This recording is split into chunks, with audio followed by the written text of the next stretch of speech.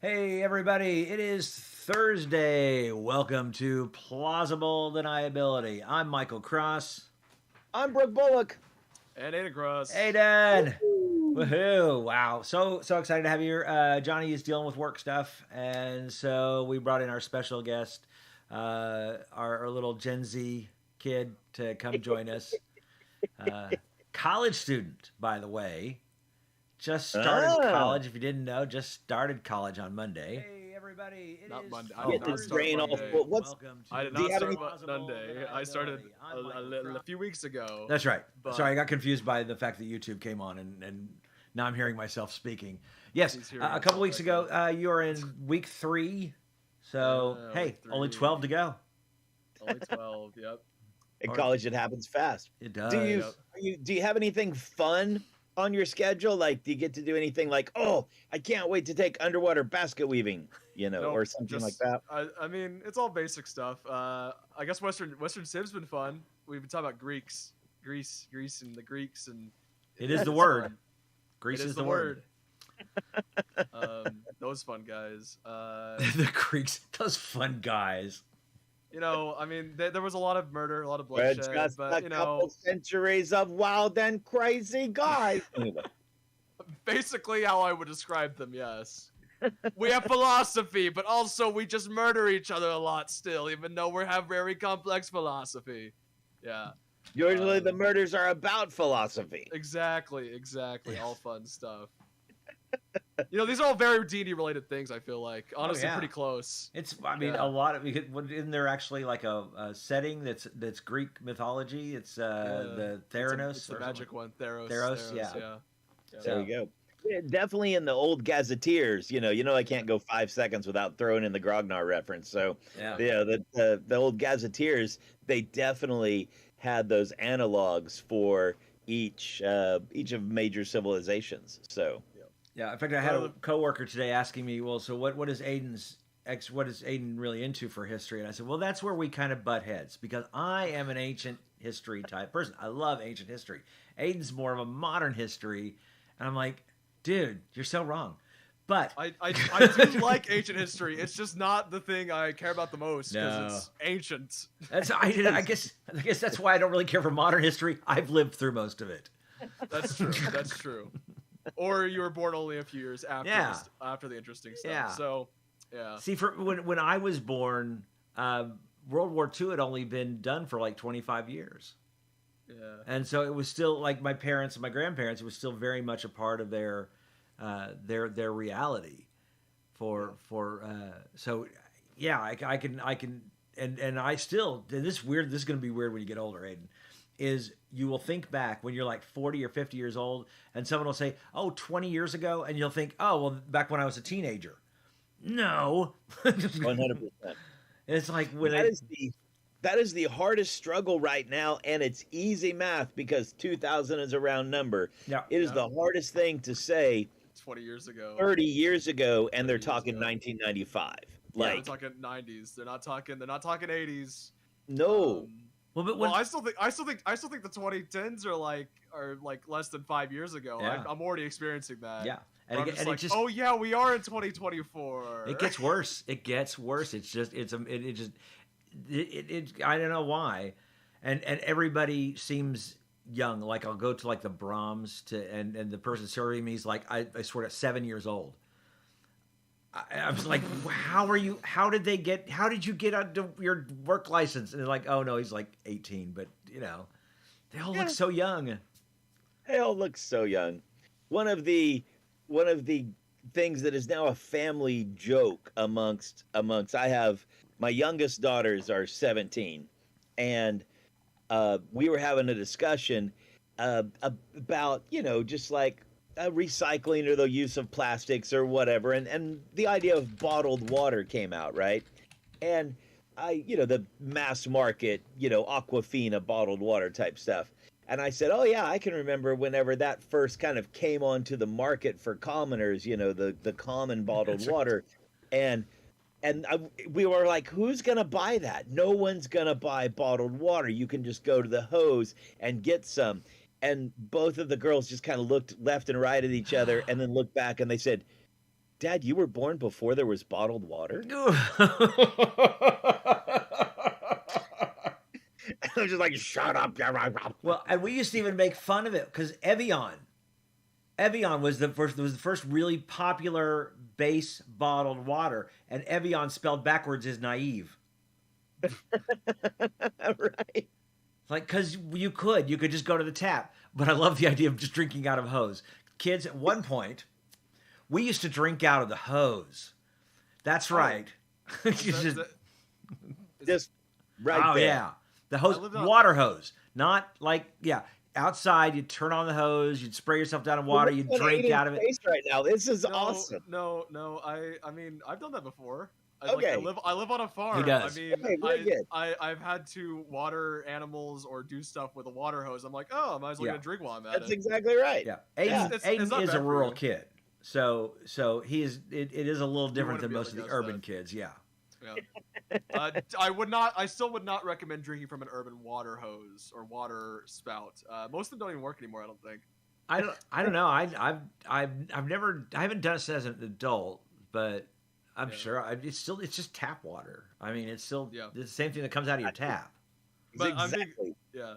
but I'm being serious whenever I say I don't think most of them don't even work. Like I think there was one we were like in Edmond somewhere. We were just testing out to see if it worked. Yeah, it did not work. Oh, Those things don't work anymore.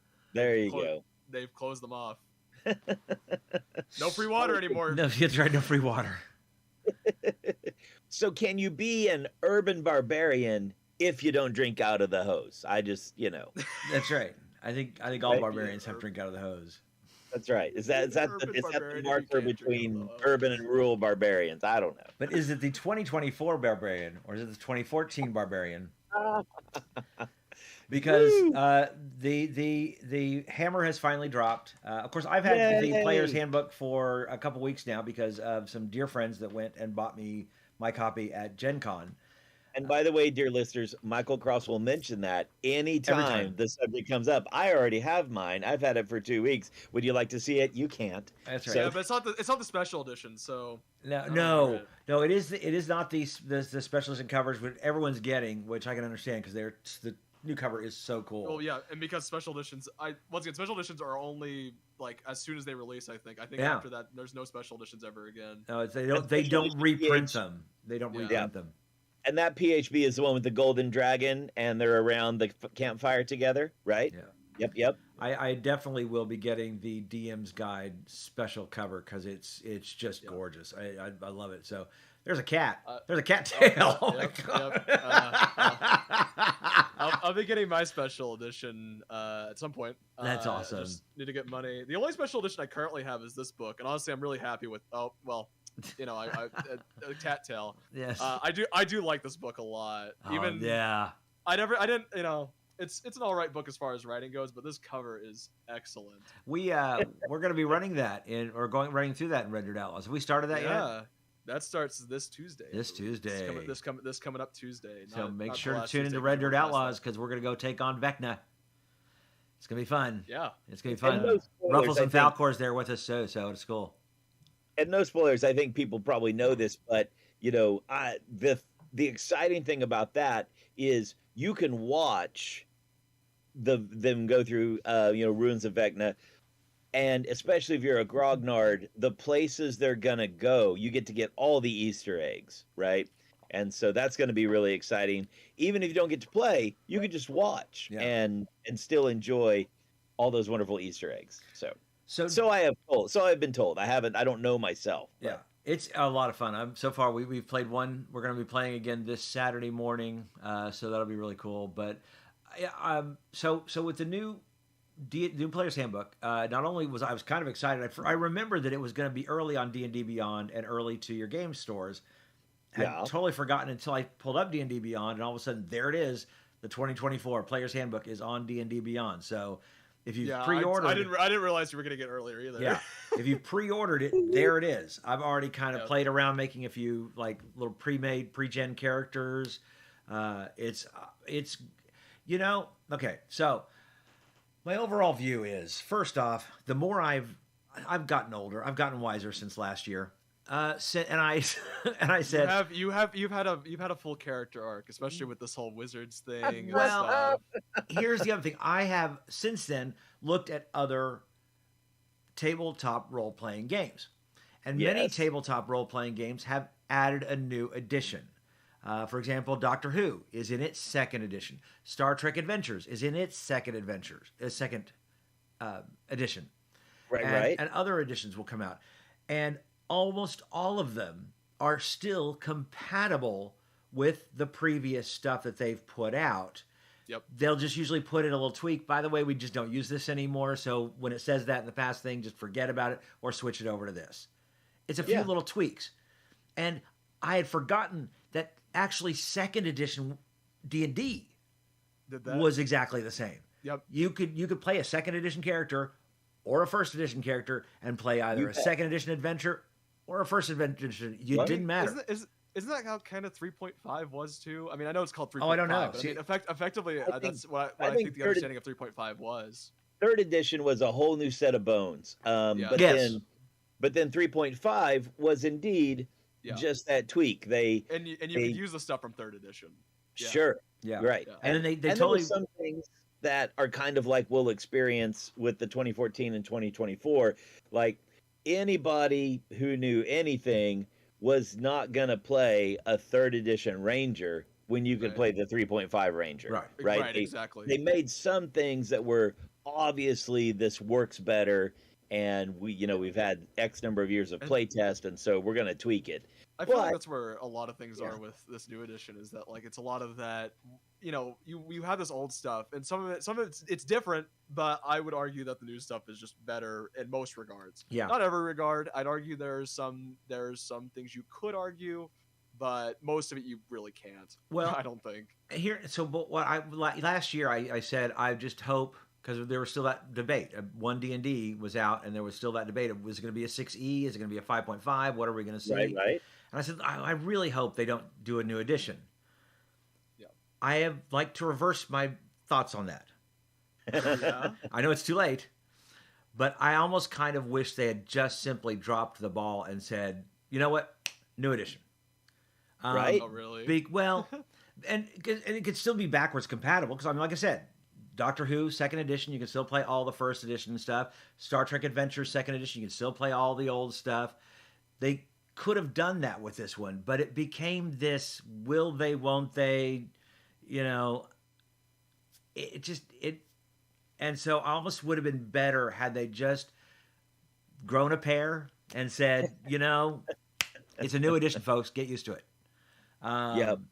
Instead, it became a wishy-washy kind of a, and the 2024 PHP is okay. I mean, I love it, but especially for new players. Oh, new players! If you've never played D&D, this book is going to be the greatest thing you've ever seen.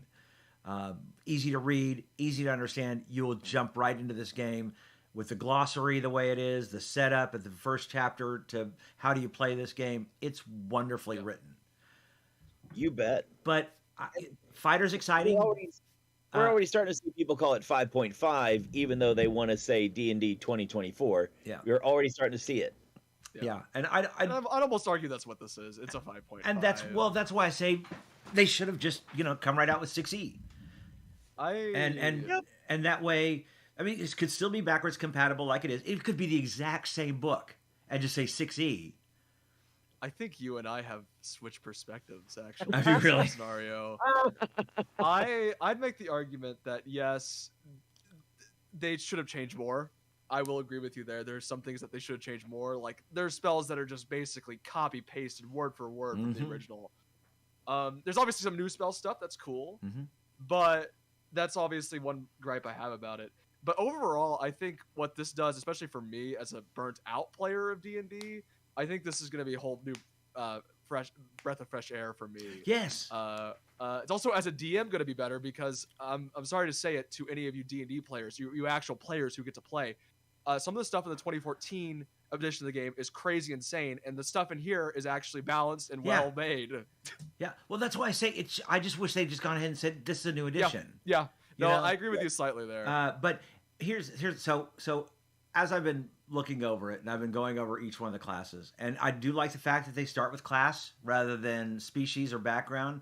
That's great, you know. But I tell you, like the rogue, Yeah.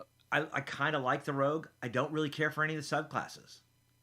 Oh, really? None of them really stand out. None of them really fair. just are that, you know. Now, fighter, oh my gosh. Yeah. The fighter is amazing. The new weapon specializations, or, you know, the weapon, not the weapon masteries are just amazing. I think that fighters are going to have so much more fun. The class itself is built better, and the Right. subclasses are really good. So, you know, there's some good ones, some bad ones. The monk, I think, is much better. Oh, it's much better. Yeah. Assassin seems cool. Yeah. I don't Yeah. know. Some of these do seem kind of cool. They just seem like they actually level up correctly Yeah. to me. They actually scale with your level rather than just being, oh, look at this third level ability. It's really powerful. Yeah. As a Assassin, not Assassin, Arcane Trickster looks the same to me, though. I don't really see myself choosing Arcane Trickster. Yeah. as a teaser in campaign 3, we're definitely gonna have a rogue in the party, and it'll be interesting to see what that subclass is, because it's one I'm looking. I want to see. I want to see what happens when the rubber meets the road, with this, and see how different it is. And So, with Sorcerer looks great too. I will Sorcerer does say. look really good. Sorcerer's gotten redone, and I do like the redoings of Sorcerer. They're basically kind of like a barbarian now, which I like because it kind of creates that difference between like how like the relationship between fighter and barbarian is now wizard and sorcerer to me. Yeah, and speaking of campaign 3, the cleric that's going to be in that will also be from the 2024 Player's Handbook. Yeah. So, very nice. So get ready for that as well, because the cleric will be also on there. But I think also the bard, the new College of Dance is. I love the so bard. good. It's basically the College of Dance, like the bard monk. Yeah. The only cool. Yeah, the only part I do have to say is that I've realized is going to be a bit complicated, but I do like about this system of 5.5 is that if you really decided you didn't like the new rogue, let's take your example of not liking the subclasses, but liking the normal rogue, but you like the subclasses, right? you could always go back and play old rogue and it'd still adapt fairly well. Yeah. It's just unfortunately it's a little bit more work for your DMs, but I don't think it's gonna be too bad. I just think it's a little annoying from a DM perspective. Probably. Yeah. The only place you can't do that is in the classes that did not have subclass features in the same spots. Yeah. So for example, your clerics, your wizards, druids, although warlocks. I still think as a DM you could still convert them over if you wanted to. Like if you wanted to play a Twilight cleric with the modern cleric, I think you just change the levels everyone gets things at. That's about all you would have to do. Even though I'm sure wizards is like, no, don't do that. Like just play the game how you want to play the game. Yes. It's been interesting to they finally have made some good choices. Like they a couple of weeks ago said, hey, you're either going to get this or this on DnDBeyond, and you're going to have to choose. Like that, and the community was like, are you crazy? Like, why not? And they did listen to that. And so now they've fallen in like a couple of other systems have done, and they have legacy content, where it's automatically on, and if you don't want those choices at all, then you just hit that tab. But that's really nice to be able to know, oh, here's the way things used to work, and here's the new content, or what did they used to call that? Oh, now they call it this. Right. And I think that was a super wise decision by Wizards to actually listen to the people, and then, as Michael said, just have a backbone and make the choice of, yes, we're going to do that, even though that wasn't our original plan, because we know ultimately it's going to be best for the community. So yeah, and I do like I know it was originally intended, so if no one noticed that with the change log, there was gonna be big problems whenever that did release, I'm sure. But the fact that they called it out, and normally Wizards, unfortunately, is known for doubling down on what they believe in. So it was shocking to see them go. Their first response was, "Oh, okay, yeah, we won't do that," which was shocking. That's really nice. You know, I was telling my friend the other day, I was like, I refer other RPG companies. I'm like, yeah, they're RPG companies. They maybe have like 20 employees. They listen to their fans. They do everything. Whereas Wizards to me is like a video game company. You don't know if they're actually going to listen to their fans or not. And it's still that. And don't think this changes anything. They are still that way. Yeah. But the fact that they immediately said, "Okay, yeah, we're not going to do that," is pretty impressive, honestly, on their part. Considering the whole OGL situation last year. I want to be like the genie from Aladdin and be like, he can be taught. Yes, he can be taught. So one thing I will, go for it. Yeah, one thing I will say is, as D&D fans, just keep on putting a little bit of pressure on them. It does keep them in check. Sure. I will say. Sure, it does. Just don't get upset whenever they make changes and you're like, well, there's nothing they could do about. I mean, they made that change. You can't take it back a lot of the time. Whereas, like with this edition, you can't take back the changes they've already made. They can't reprint it. Right. It's already been printed. It's already been printed. So yeah. But so also the DnDBeyond or DnDDirect came out just a week or so ago. Had some new ideas, and I was I almost like this new way, because I think a few years ago they tried having little hosts that did it, and it seemed cheesy and just not well written. So I was like, oh, okay, I think it was just better to do a pre-recorded, basically long 24-minute video of all the things that are going to be coming out. Yeah, wasn't last year's like 40 minutes or something like that? It was like 40 or 50 minutes. But I think didn't they also do? But it was also wasn't that also they included things like Magic the Gathering? Yes, cards they included the Magic Forgotten Realms cards. They included, I think Baldur's Gate 3 was in that presentation. Yeah, maybe. I might be wrong on that. Yeah, I mean, like it was strange. It was very much inspired by those Nintendo Directs that Nintendo does, but also Nintendo is a huge company that does more than just D&D. Yeah, exactly. What it should have been was a Wizards Direct. Instead, they advertised it as a Dragons Direct. Yeah. Which was their mistake. And then this year it was just a D&D Direct, which was good. Yeah. I haven't seen it yet, but I did see some of the announcements. Yeah. So a couple, of course, we all know about the core rule books that are going to be coming out. Dungeon Master's Guide in November, and the Monsters Manual in February. I think for January, February. There's going to be another Dragon anthology book, which is neat. More dragons is neat. And then a new D&D starter set, which is really cool. I think. Which is our 4th starter set. I think so. Yeah. But like we do kind of need a new one. The other 3 were they were for the other edition, and one of them was a what's that show called? Stranger Things crossover, I think. Yes. One of them was Stranger Things, and then one of them was kind of a sequel to Fandelver, but not really. But it was still. I heard that one was good actually, because that one taught how to play with just one player. Yeah. Oh, did it? Oh, that's right. Yeah. Yeah.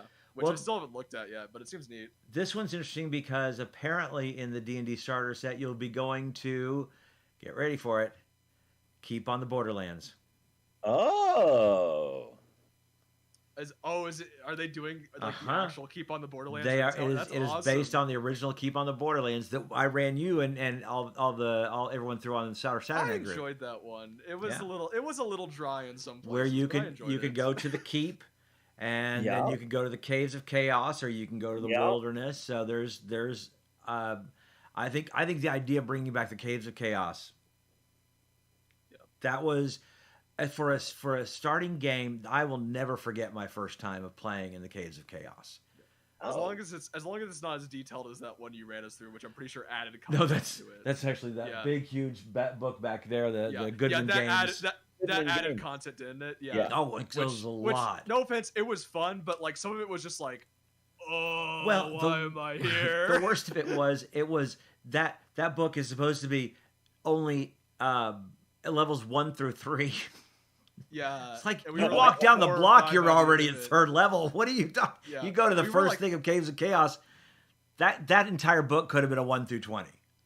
Yeah, we were like 5th by the end of that. I think, or something crazy like that, because we were using XP. Yeah, and so I had to seriously bump up everything for that one. So, which made everything kind of a slog. Yeah. They did announce that there's going to be local game store early access. I think this is fantastic. We've already seen that, Edmund Yeah. Unplugged has already I mean, got. that's what they did with this book. I got this 2 weeks early, so And- they do that. They do that with every book. Of course, they kind of stopped during COVID, but Yeah, they did it before COVID, and then they started it back up maybe about a year or two ago. I want to say. I think it's great. I think it's important that we have that Yeah. because Yeah. that gets people to the game stores and buying stuff. And I mean, at least everyone at my table that I did for AL night, everyone bought a PHP. yeah. Everybody bought a BHP. When we were at PB&J, when they used to do DDAL nights, Yeah. everybody who was new, the two things they would buy, they would Dice is and a PHP. yeah, Player's Handbook and Dice. They wouldn't leave without purchasing those because they're the mainstay of playing Dungeons and Dragons. Is you've got to have Dice, you got to have the Player's Handbook. So. We're going to start DDAL at the Village Village Sanctuary Comics in a couple weeks, and I told Nash, the owner, make sure you have plenty of Player's Handbooks because people will come in to play and they'll walk out with that Player's Handbook. So which is great. That's great for game stores. That's what we need. Yeah, game store. Please go buy your books from the local game stores. It's a little bit more money, but you support your local game stores. Yeah, and make sure they're still around because we've seen what happened. COVID unfortunately killed PB&J. Many other game stores, I'm sure, around the country. Yeah, a few of them were able to survive, but only by the skin of their teeth, and we're glad they're still around. So In fact, I know the one in Guthrie closed down about a few months ago. I mean, they are not. Oh, did it really? Yeah. They're not. Yeah, they had a big sale which you could buy stuff from because they were trying to get rid of overstock. No, game stores are not a very. I mean, if no one supports them, they go out of business. It's what happens. You got to get people in. They're not a business that keeps themselves open. You got to go in the door and do something. So please buy from your game stores. Yes. Yeah. So also real quick, so the interesting thing about DnDBeyond, I was a little disappointed they didn't go into more details about this. Maybe we'll get more details later. Third-party D&D content. They did mention partnerships with the Griffin's Saddlebag, Hit Point Press, MCDM, which is Matt Colville. Yep. Loot Tavern, Kobold Press, of course, Ghostfire Gaming, Dungeon Dues, and Free League Publishing. So, and when you look at what they announced they were coming out with as far as books go, very few adventures. So I'm thinking they're going to hand that off to third-party publishers. Which is such a change from 3-4 years ago, right? Yes. Whenever they were like, "Oh my God, we got to lock this stuff down," right? I'm so excited about that. I have a mixed feelings about it. So my mixed feelings are: one, yes, the more content creators you get in, the better it's going to be. Okay, but it also seems a little lazy. But who's been? And this is going to be really edgy. Who's been producing the better content? I know. Correct. It's not I the know. Wizard. No. Right? No. It's been those third-party folks. Mhm. So, Sorry, but Wizard's ability to write adventures is not great. It is not. Let them. I want that. You're right, and that is why the laziness. That is tongue in cheek. no, but it's kind of right because you can tell that even the stuff they've done, it feels a little phoned in. Yeah. Let them create the classes and the subclasses. They're really good at, and especially their books. Their writing of their manuals have been very good. So let them stick to that. I hope, and obviously this is a big hope and not like I know this is gonna happen, but it's me like getting on my knees and being like, please, Wizards, is I'm hoping they take that moment to go, oh wait, hold on, we have AL that is still in a ditch somewhere, being left there since 2019, and goes, maybe we should help them out a little bit. Because that could give them time to focus on that. Mm-hmm. I'd like to see them building the community, right? Like building the players, pulling them in, third-party content, so they have stuff to play, and you just keep feeding just spreading the word and widening the pie, widening Yeah. the circle, Yeah. right? If Wizards could pay attention to Dungeons and Dragons Adventurers League, like Paizo pays attention to Pathfinder To Society, Pathfinder Society, yeah. you could DDAL would be a force to be reckoned with. So I would also like to see some of those third-party adventures also become AL legal yes, as well. That'd be fun. I think they all will be. I think they all will because I think they will because they'll be officially licensed. Exactly. They have the blessing of Wizards of the Coast. Yeah. Therefore, they'll all be and which I'm excited for the Kobold Press one because I love Kobold Press. Oh, I know. And so I think all of these could be really good. Yeah.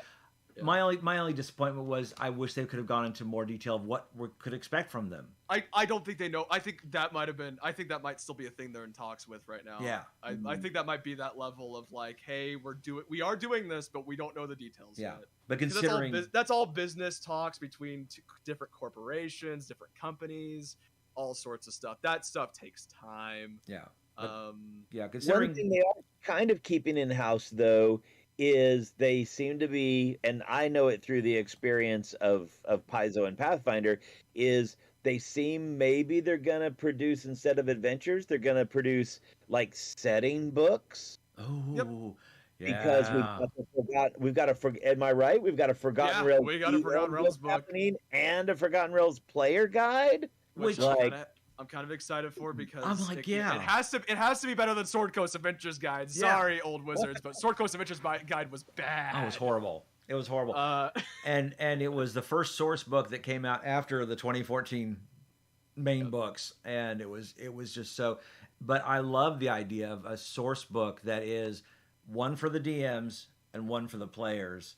You bet. Which is wonderful because it's one of the things that Johnny talked about. If Johnny were here, he'd mention it as well. He'd be all over it. Splat book. He'd be right in the middle of it. Yeah, and also the fact that there's so many. There's books that I, as a player, I have to buy the DM or I have to buy the book because it has players' content in it. Why do that? And why D&D Wizards of the Coast? Why do that when you've got these two books? Yep. You could sell them. People will. As a DM, I'll probably buy both. As a player, I know I'll buy one. As a player, I might not buy the DM's version because I don't need, so. You may not want to because what two books allows you to do is you can have all the secrets in the DM's book, right? All the underpinnings, all the things about NPCs that are tricksy and you don't have to worry about, I mean, of course, obviously a player could buy it and get it, but you don't have to worry about them accidentally stumbling across about, oh my gosh, this NPC is going to be a traitor in the, right? Vanifer. So one thing I didn't notice, I was making a character real quick just to mess around with it. One really cool thing I noticed as I'm choosing my language is Common Sign Language is a thing. Yes. Which is really cool. I was like, that's really neat. I love that. Just a weird tangent thing. But I thought that was neat. All that drow silent tongue, right? Yeah. I just like it. It's inclusivity, and I love it. Yeah. So you can take Common Sign Language. Yeah. The source books are cool. Of course, they talk about the D&D virtual tabletop, which is entering. It's about to enter beta. You can sign up right now for the beta of the tabletop right now. Don't know how it's going to be.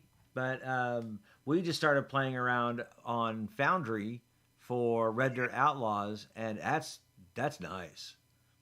Foundry. It's pretty. I do like Foundry. And a little bit of a tangent in our Discord, in the Red Dirt Discord, for patrons. We also had a little blurb about Foundry is doing a Kickstarter for a thing called Ember, which is basically a merging of their Foundry tabletop system with kind of video game aspects. And I've had a chance to watch a playthrough, at least episode 1 of a playthrough on YouTube. And good golly, like for the modern viewer, for the modern player who really likes that interaction, who maybe wants to see all the spell effects go off, or the lighting, or the sunrise changing as you get a rest. Like, this Ember thing looks crazy cool. And again, you hope that DnDDirect might have the D&D Tactical Online Right. might have something similar to that. I don't know, but again, the just competition, like iron sharpens iron. It just keeps raising Sure. the game. So, it's not my style of play, but man, if I was using Foundry, I'd be super interested in that Ember engine. It seems like it'd be an incredible thing to maybe really throw cool. some bucks at Kickstarter. So, Yeah. I don't know. What's your favorite thing as you look at Foundry, Michael? Just before we circle back around to the book again. The best part As a was player, it took me a while to figure out that there's these little basically macros at the bottom that you can just fill in for your regular. If there's a regular weapon that you use, like that uses sneak attack, that uses other things, you can just click on that and immediately pulls it up. Yep. So I like that. I like the animation for their maps. Aidyn threw us through a cyberpunk map that had like this dancing animation. It was like it looked like you looked like you were in Blade Runner. You were in the club. Yeah.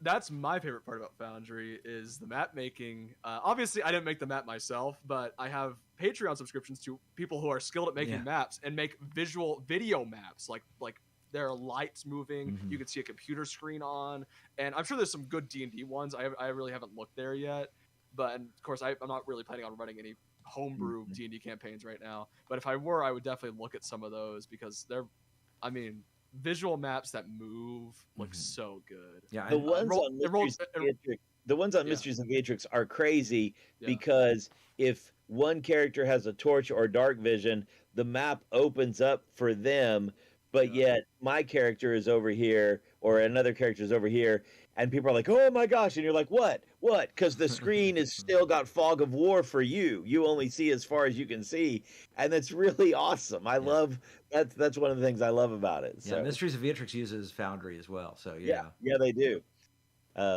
They really had fun with it. I remember talking with Andrew as he was kind of deciding which engine he was going to use.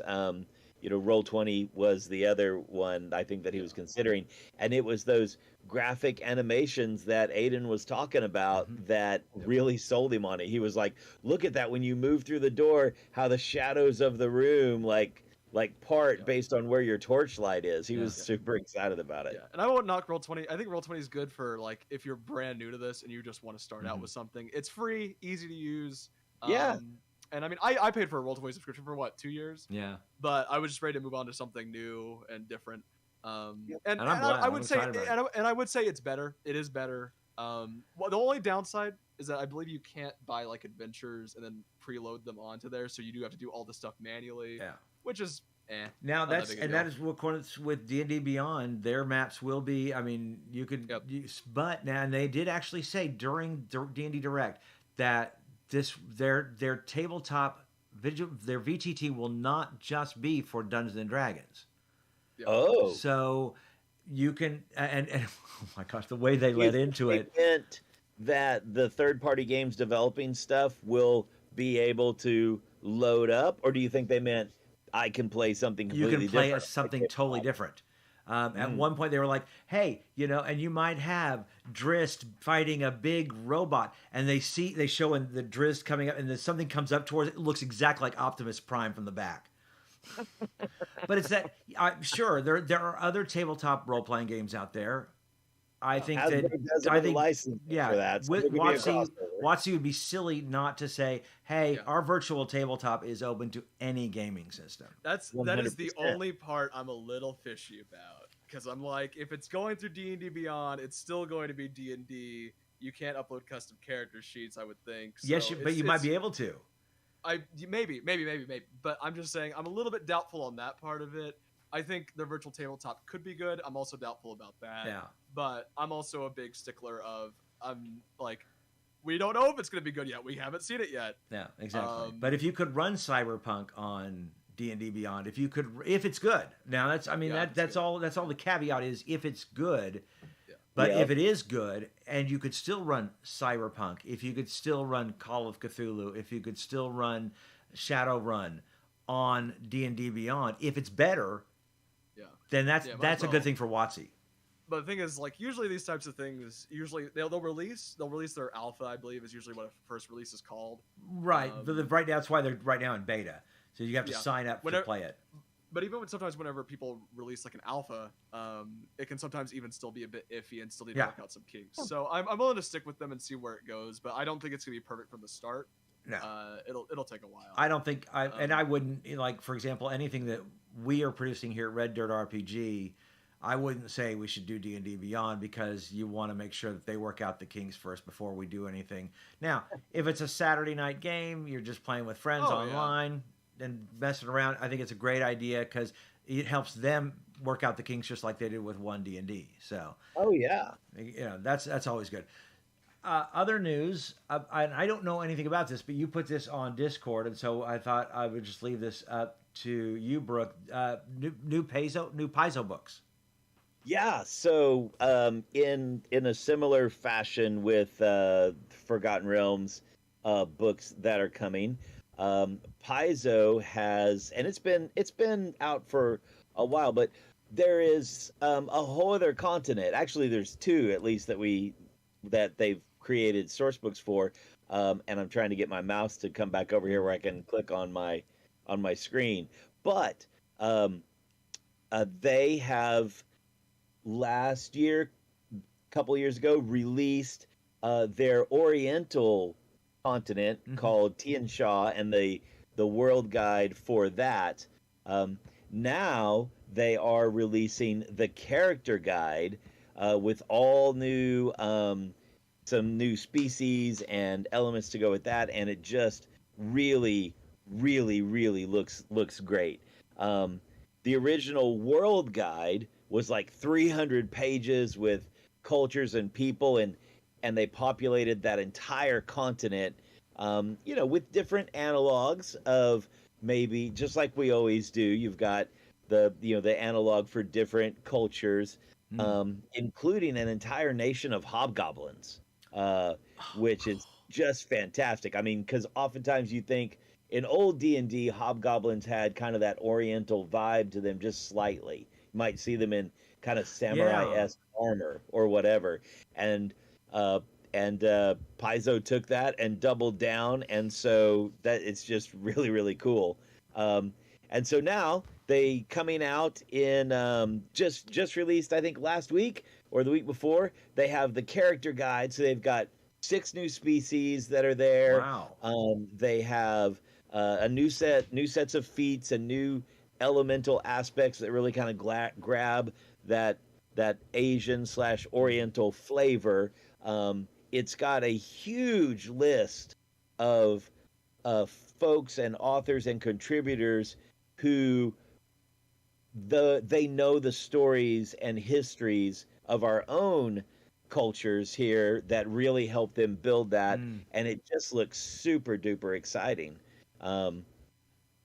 The other thing is that they have a new epic that has happened as they've gone to 2nd edition.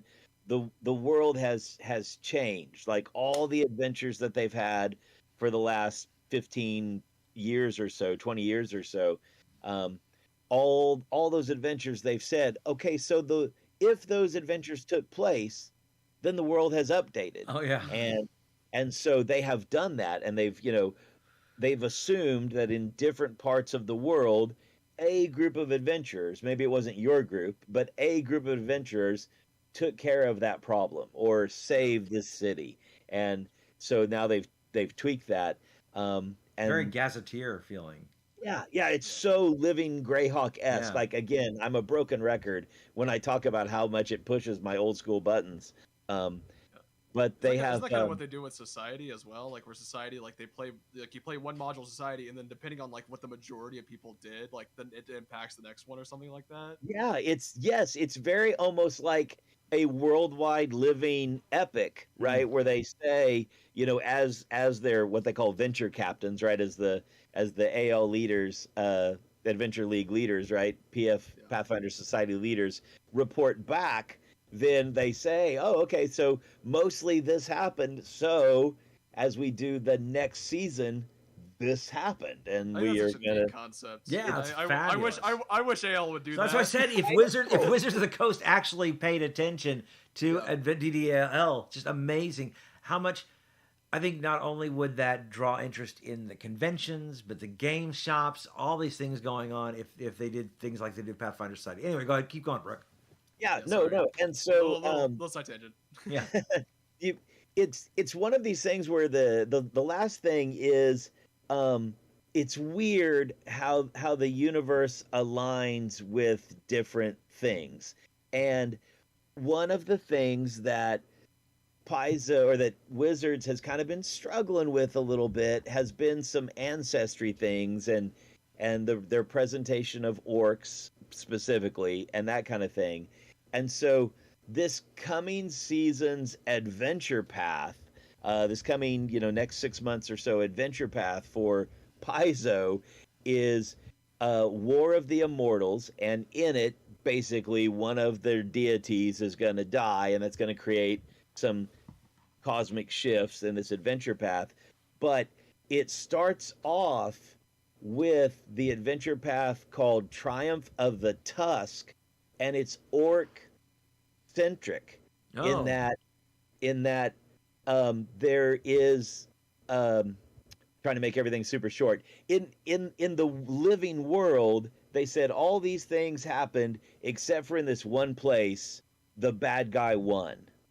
And so now the orc nation that's right next to where the bad guy won, they're like, holy moly, we need help. And so it's a very orc specific, like the orc nation is reaching out saying, we would like to make an alliance so that we can stand against the Whispering Tyrant. Would anyone like to come help? And so you can be an orc character, you can be a half orc character, you can be a representative coming in to help, that thing. And I just thought it's weird how the universe is, it takes production time. It's not like they said, oh, hey, Wizards is having trouble. Let's do a work adventure and show them how it's done. But at the same time, it's like, is there a time traveler or a spy somewhere? Because it just is gonna. I'm super excited about that too. Yeah. So. Well, and like we talked about last time, how much Paizo really focuses so much on the world that it becomes part of the story, rather than I think a lot of the adventures in Wizards of the Coast, you're seriously in a box. It is they call it a sandbox, but that sandbox is actually very small. Whereas Paizo takes you all over the world in their adventure paths, so that you can experience just so much. And even I even think. I love the idea that the Forgotten Realms book is coming out next year, but it's gonna be Sword Coast.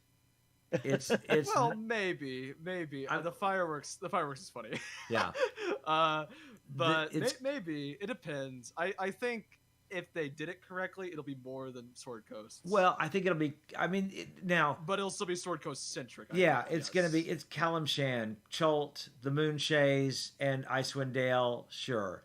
But we're not going to go over to the eastern, there's, what is it, Shan, I think is the name of the... Well, and even like Thay is over there. Thay is... Calimshan. Yeah. All of those places that they could visit, but again, you could have those worlds, you can talk about them, but unless you have an adventure that takes you to those worlds. Right. It's not the same. And Paizo is so good about, okay, here's this world. Now here's an adventure where you travel all over this world and meet all the denizens of this world. And it becomes this adventure path that you get to go on and experience. Not just in a book and not just not going, hey, here it is. For Ravenloft, it's a prime example. I loved Ravenloft. I loved the book. And I loved, Aidyn took us through that on a Saturday night. But if Aidyn hadn't taken us through it, we would never experienced Ravenloft because there was no actual book. There was no actual adventure. Actual adventure book. Yeah. Which is I was actually talking to this the other day with one of my friends. I was like, it's really sad that Ravenloft exists, and yet what most people refer to whenever they refer to Ravenloft is only Curse of Strahd. Yeah. Because it's all they've experienced. Curse of Strahd is Ravenloft. Yeah. but there's so much more to Ravenloft than Curse of Strahd. Oh yeah, and Aidyn ran us through it Saturday. Aidyn could have created an adventure path based off of just of what he created through. We went to what 5, 6 different realms. 6 different domains Yeah. or so, yeah. And it was amazing, and it was a complete adventure path. But I would never have experienced that unless Aidyn had run me through that, and it shouldn't be. I love the fact that DMs can do that, but come on, Wizards, and then that might be what these new third party groups are going to do. Is Wizards will come out with a setting or whatever, and these other groups will go, now let's take you on an adventure path through those settings. Right. Yeah. That'd be nice. I don't know any spoilers of it, but I do know that the Wayfinder Legends, the arc they're doing is the Age of Ashes arc, which was Paizo as second edition came out, going, here's where we're going to start, but I do know that somehow, I'm assuming like magic portals or something, I do know that different aspects of it take you around Golarion, the world, and so gonna drop you into the Mwangi Expanse, which is kind of their Cholt version, right? And so it gives a party a taste of these different realms. Maybe we're gonna go up to the Mammoth Lords in the north, in the icy wastelands. I don't know, but as a table group, like you could then be like, man, I really like that jungle adventure. Can we do more Mwangi stuff? Right. Or I really liked, the mammoths and the basically like Nordic Vikings out on the tundra. Can we do more of that? But if all you get is what's in the box set, from Wizards, like you guys are exactly right. They just need to put those. Again, stop being lazy, as Michael said. And again, that's always been the saddest part about Eberron. They released that campaign book, and it was so flavorful. It was so good, but then nothing. Oh, Eberron was gorgeous. That book was my first experience of reading a book. It was before Ravenloft. It was my first experience of reading a setting book where I'm like, I'm excited about this. I want to play in this world. And then I've never seen anyone run it because there were no adventures for it. Outside of Adventurers League. Well, and even Adventures League only had one series released 2 years after the book came out. Yeah, it's very, very disappointing. Like so and so maybe these third parties will allow that. Also, I'm thinking the third party groups will allow for, let's return to maybe some settings. I would love to see if MCDM can maybe return us to Greyhawk or Dark Sun. Oh my gosh, he would be fantastic for that. Matt Colville taking you to either one of those places. Yeah. I will say a little bit of a spoiler for this book, especially for Dad. You do go back to Greyhawk in here at one point. Greyhawk is featured in this book. I heard a rumor of that, but I didn't know if that was true or not. Yeah, it's like I think it's almost near the end of the book. It's like one of the last places you go to because it's Greyhawk, of course. I've heard people say that the best folks for Ruin is a Grognard because they will get all of the references, right? Dragonlance is in here. Actually, I'd say almost they start with that's funny because they start with like the newer settings first, mostly because it like goes from like Forgotten Realms, then Spelljammer, then it goes, then it eventually goes in like Eberron and Kryn and Oerth, I believe that's it. Oerth is Greyhawk. Yep. And I know there were some people that were complaining about that, in my opinion, but I was like, this book isn't really meant to be like, oh, epic conclusion with Vecna. It's more like, oh, look, here's 50 years of D&D. Here's what we've done in 50 years. Yeah. Of course, no Dark Sun, unfortunately, but oh well. Well, and how Return to Dark Sun, sign me up. And I understand the reason I've heard why Wizards doesn't want to touch Dark Sun is because of slavery. It's a very serious issue in Dark Sun. Now, I don't fault them for that. That is a third rail that you don't necessarily want to touch. But you can't, if you're giving it to a third party.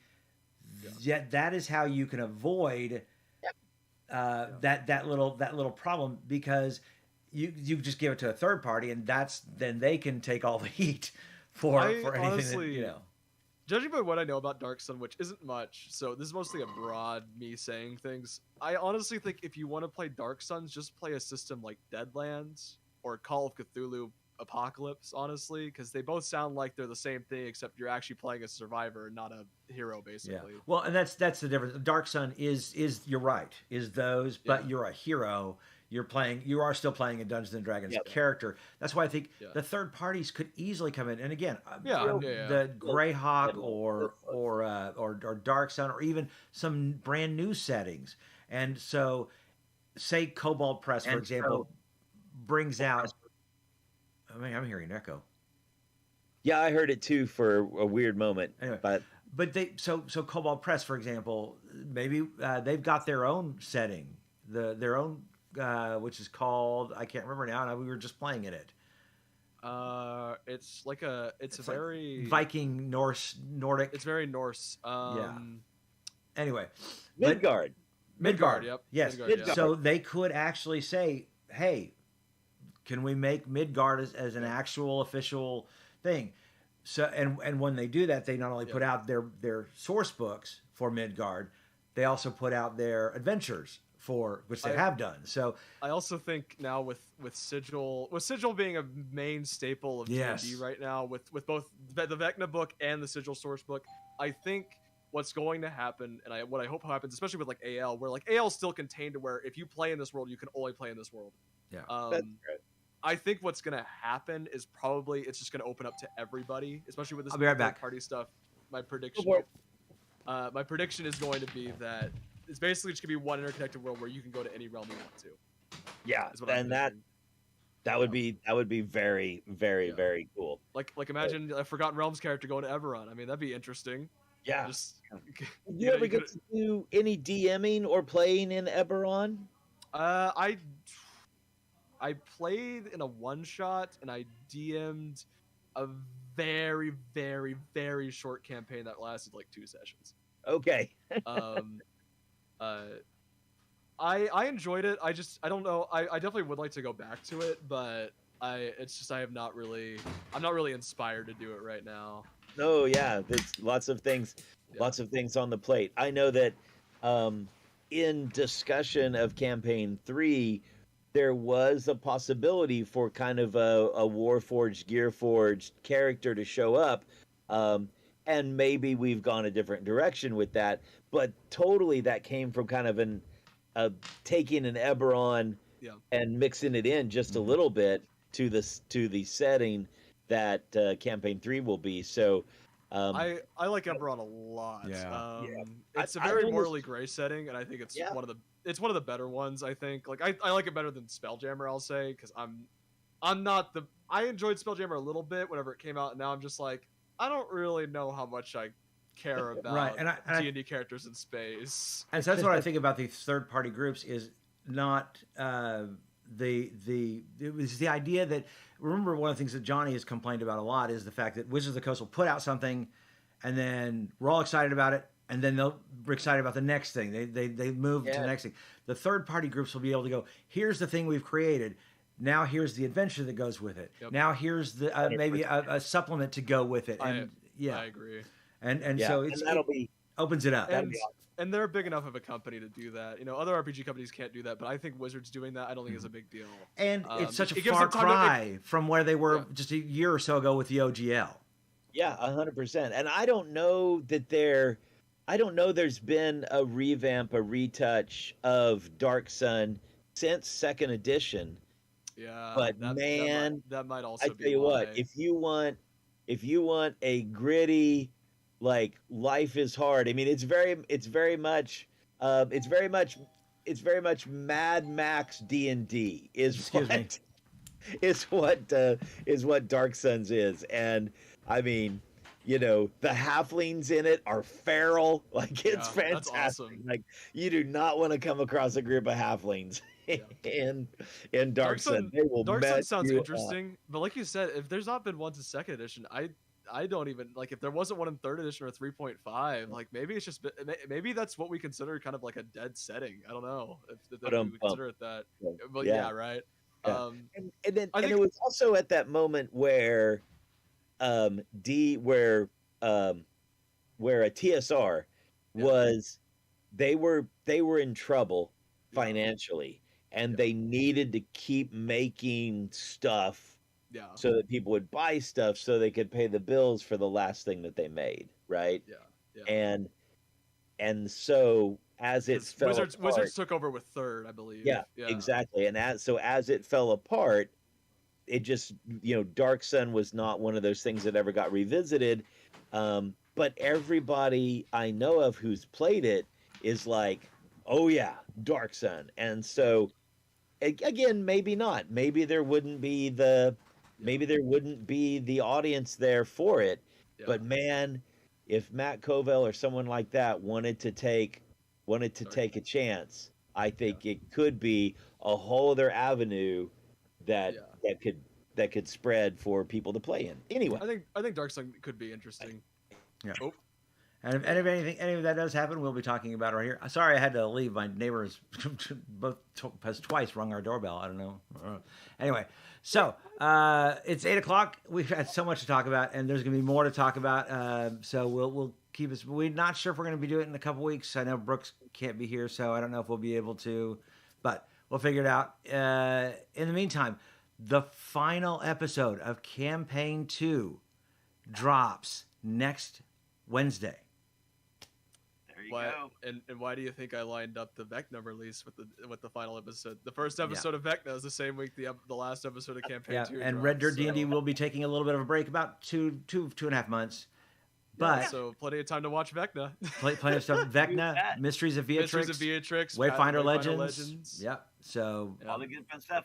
And just today, no lie, just today, I had a student come up and say, "Hey, Mr. Bullock, how do you feel about power word kill?" And I was like, too soon. Are you asking me within the context of, say, like a paladin? And he went, "Yup." And I was like, "Oh, okay, let's talk for a moment." So, you can always go back and... When is it not too soon? I know. It's still too soon. Yeah, no, actually, I think we should just make an annual thing. Everyone go back and re-listen to, like, episodes 68 through, like, 71 of, like, Campaign 1. Those are some... That makes me cry every time. I went back to re-listen. 66 to 70 is that... to 70, that because true. Especially if you start out with how we all started those episodes... Yeah. And how those episodes, because that was the one arc we were all sitting during from 66 to, or 67, 68, 69, and 70. And we totally had no idea it was coming. And so I highly recommend those episodes are emotional whiplash. Yeah. Yeah. And of course, you go back to listen to Campaign 1 and go back to listen through Campaign 2 if you wanted to. Go back to some arcs you maybe enjoyed. And Jeff with Campaign 2. You're like, oh, I love that Cuckoo's Nest start that Michael did, so I'm going to go back and rewatch that one. Or I enjoyed Kiri's second arc with the camp, all that fun stuff. So, yeah, there's plenty of stuff to watch. You just got to look for it on our programs. Yeah. You bet. All right, guys. That's going to do it for us. You've been listening to Plausible Deniability. I'm Michael Cross. I'm Brook Bullock. And across. All right, guys. We'll see you soon. Bye-bye. Bye-bye.